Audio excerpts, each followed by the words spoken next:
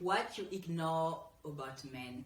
Hello ladies, thanks for tuning in. Before we start, please like and subscribe, and don't forget that you can have free chapters of my femininity guide by checking the link in the description box. And don't forget that you can also join me on Patreon if you want to learn more about femininity, the male psychology, and if you want to know what to do to keep the chase going on and get the commitment that you deserve.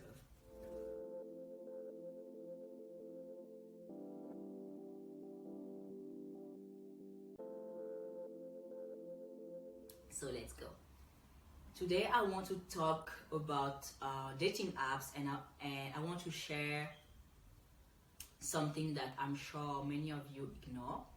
So you need to understand that the life of a man and the life of a woman when it comes to dating and options is completely different.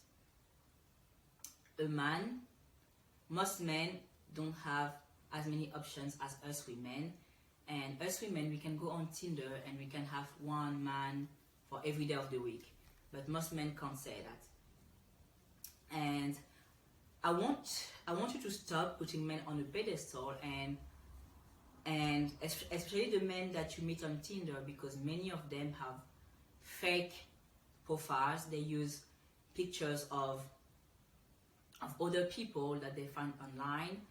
I remember seeing a documentary on that, and so it was a journalist. She made a documentary on that, and she went on a date with a guy that she met on Tinder, and during the date she told him, "That's not you, right?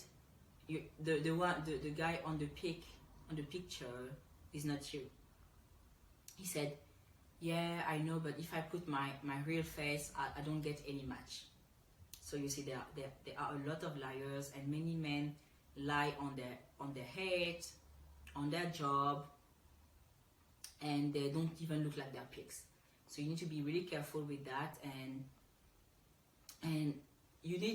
I wish you could see what it looks like for a man to be on Tinder, but that's kind of hilarious. Like when a man gets on dating apps for the first time, he's like, when he's creating his profile, he's like, "Okay, I want a 10." And then he swipes, and he's not getting any match. And then he's like, "Okay, I'm not getting any match. I'm gonna lower my standards." And then he's like, he lowers his standards, and he tries to match, and he's still not getting anything. And he's like, "Wait, even when I lower my standards, I'm not getting any match."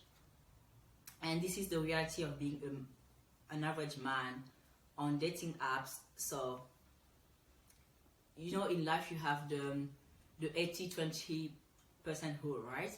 So some men are very attractive, which is true, and they have mastered their personal brands. And I remember back when I was living in London and I was using Tinder, I remember seeing pictures of men who would do photo shoots for Tinder. So I don't know if it's common where you live, but I remember in London it was a big thing. Like some men were doing shootings to have excellent pictures on their profile. So maybe in cities like London the competition is higher, I don't know, but in Paris it wasn't something that I noticed. But let me know in the comment if this is the same thing for you in the city that you are, because I'm interested.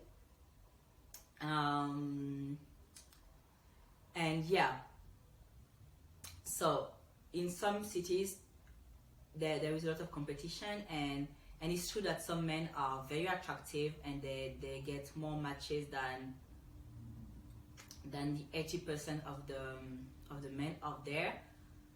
But you still need to understand that the rule is the same on dating apps and in real life. You need to understand that a man will match on almost all profiles, so that he doesn't close, so that he leaves his options open. For a man, it's better to have 15 average matches than 0. Okay, because for a man, as I said in my other videos, it's really important to to have at least one girl to talk to. So they usually just match on all women and then they filter later. And for us women, it's the opposite. We don't give our matches, we don't give our likes easily.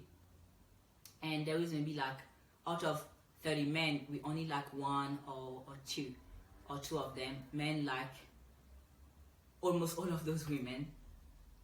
So yeah, and also we don't have the same needs, right? Because they just need you to be attractive, have a nice body, and they're gonna find you attractive. But for us, it's different. We need a lot more to be attractive, and I'm gonna chat about that in my other videos. So yeah.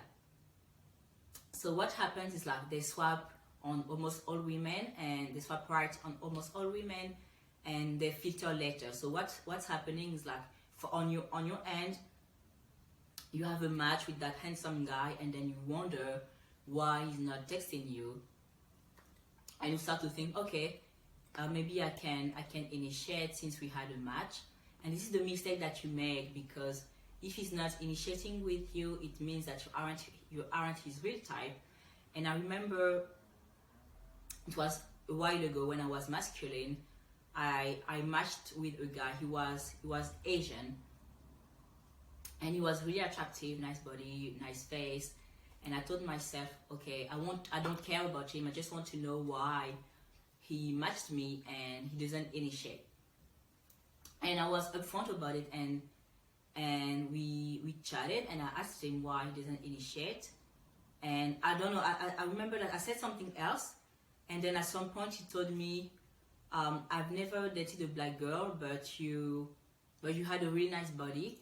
And this is how I understood that you can be, so they can swap right on you when you are a why not, but you aren't their real type. So they just leave, their options open, but you aren't their real type. And this is the key lesson that I have for you.